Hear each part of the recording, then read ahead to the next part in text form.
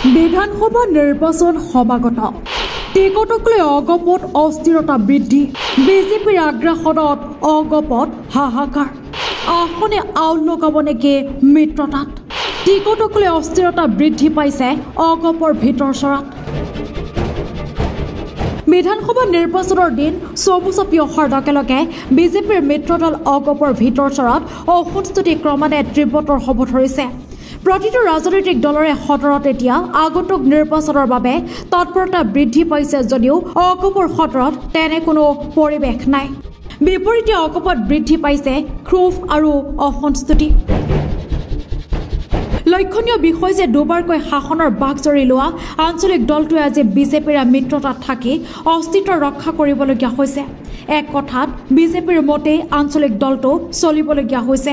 নিজস্বতা বুলি বিশেষ একো নাই এনে এক পৰ্যায়লৈ যোৱাৰ বাবে অগপৰ নেতা আৰু নিষ্ঠাৱান কৰ্মীৰ মাজত ক্ষোভ আৰু অসন্তুষ্টিয়ে দেখা দিছে এসময়ত অসমৰ উজনিৰ পৰা নামনিলৈ ব্ৰহ্মপুত্ৰৰ পৰা বৰাকলৈ বিজয়ৰ ধ্বজা উৰুৱাবলৈ সক্ষম হোৱা দলটোৱে আজি নিজৰ মতে বিধানসভা নিৰ্বাচনৰ এখন আসনো ঘোষণা কৰিব নোৱাৰাৰ অৱস্থাৰ সন্মুখীন হৈছে বিধানসভা নিৰ্বাচনৰ কথা বাদে আন নিৰ্বাচনসমূহতো বিজেপিৰ মতেহে পৰিচালিত হ'বলগীয়া হৈছে বিজেপিৰ গ্ৰাসত পৰা অগপৰ নেতৃত্বৰ প্ৰতি বিভিন্ন জিলাত নেতা কৰ্মীয়ে মুকলিকৈ ক্ষোভ আৰু অসন্তুষ্টি ব্যক্ত কৰিছে ইফালে বিধানসভা নিৰ্বাচনৰ দিন চমু চাপি অহাৰ লগে লগে অগপৰ মুখ্য কাৰ্যালয় তথা অগপৰ ভিতৰচৰাত এটা বিষয় বিশেষভাৱে চৰ্চিত হৈ আছে সেইটো হৈছে অগপৰ ভিতৰত সাজু হৈছে বিজেপিৰ বি টিম অগপৰ এগৰাকী যুৱ নেতাই সদৰি কৰা অনুসৰি কংগ্ৰেছৰ নিলম্বিত বিধায়ক শশীকান্ত দাস বসন্ত দাস আৰু জিদ্দিক আহমেদ আদিৰ দৰে কেইবাজনো নেতাই বিজেপিৰ বি টিম হিচাপে অগপত স্থান লাভ কৰাৰ সম্ভাৱনা প্ৰকট হৈ পৰিছে ইয়াৰে কেইবাজনো বিতৰ্কিত নেতাই আগন্তুক বিধানসভা নিৰ্বাচনত টিকটো লাভ কৰিব অগপৰ হাজাৰ হাজাৰ তৃণমূল নেতাকৰ্মী তথা বহু কেন্দ্ৰীয় নেতাৰ আপত্তি থাকিলেও একমাত্ৰ মুখ্যমন্ত্ৰী হিমন্ত বিশ্ব শৰ্মাৰ নিৰ্দেশতে হয়তো এইসকল নেতাৰ টিকট নিশ্চিত হ'ব কংগ্ৰেছত থাকিয়ে বিজেপিক সমৰ্থন কৰা শশীকান্ত দাস বসন্ত দাস সিদ্দিক আহমেদ আদিৰ দৰে বিতৰ্কিত নেতাক বিজেপিত যোগদান কৰাবলৈ বিচৰা নাই মুখ্যমন্ত্ৰী হিমন্ত বিশ্ব শৰ্মাই ইয়াৰ বিপৰীতে বিজেপিয়ে বিতৰ্কিত নেতাসকলক অগপত সংস্থাপিত কৰিব বিচাৰিছে লক্ষণীয় বিষয় যে অগপৰ দুখন আসনহে নিজৰ মতে প্ৰাৰ্থী প্ৰক্ষেপ কৰিবলৈ অগপক কৰ্তৃত্ব দিছে বিজেপিৰ মিত্ৰদলে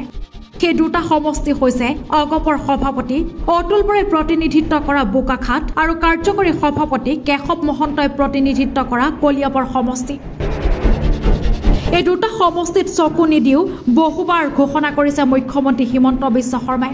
মুখ্যমন্ত্ৰীয়ে ঘোষণাৰ পৰা এটা কথা স্পষ্ট যে আন কোনো সমষ্টিতে অগপই বিজেপিৰ অনুমতি অবিহনে প্ৰাৰ্থী ঘোষণা কৰিব নোৱাৰিব এনে ক্ষেত্ৰত বিজেপিৰ এনে আগ্ৰাসন আৰু অগপৰ নেতৃত্বৰ এনে ভূমিকাত বিতুষ্ট হৈ পৰিছে দলটোৰ বহু নেতাকৰ্মী বহু নেতাই এতিয়ালৈকে মুকলিকৈ ক্ষোভ প্ৰকাশ কৰিছে বিজেপিৰ এনে ৰাজনৈতিক পাখা খেলত অগপৰ সদৰ আমবাৰীত অনাগত দিনত আৰু অধিক হাহাকাৰ পৰিস্থিতিৰ সৃষ্টি হোৱাটো নিশ্চিত হৈছে ইতিমধ্যে অগপৰ কমলপুৰ পলাশবাৰী ভৱানীপুৰ সৰভোগ ধেমাজি নলবাৰী আদি সমষ্টিত বিদ্ৰোহ আৰম্ভ হৈছে উল্লেখযোগ্য যে 2016 চনত বিজেপিয়ে অগপক এৰি দিছিল মুঠ 24টা সমষ্টি তদুপৰি আন 6টা বিধানসভা সমষ্টিত বিজেপিয়ে অগপৰ সৈতে বন্ধুত্বমূলক প্ৰতিনিধিত্ব কৰা দেখা গৈছে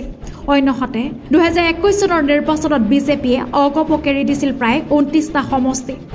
আগন্তুক 2026 চনৰ নিৰ্বাচনত বিজেপিয়ে অগপক কিমান আসন এৰি দিব তাৰ কোনো নিশ্চয়তা এতিয়ালৈকে হোৱা নাই যদিও অগপই প্ৰায় 40খন আসন বিচৰাৰ বাবে ইতিমধ্যে তৎপৰ হৈ পৰিছে নিউজ ডেস্ক ৰিপোৰ্ট পিবি সংবাদ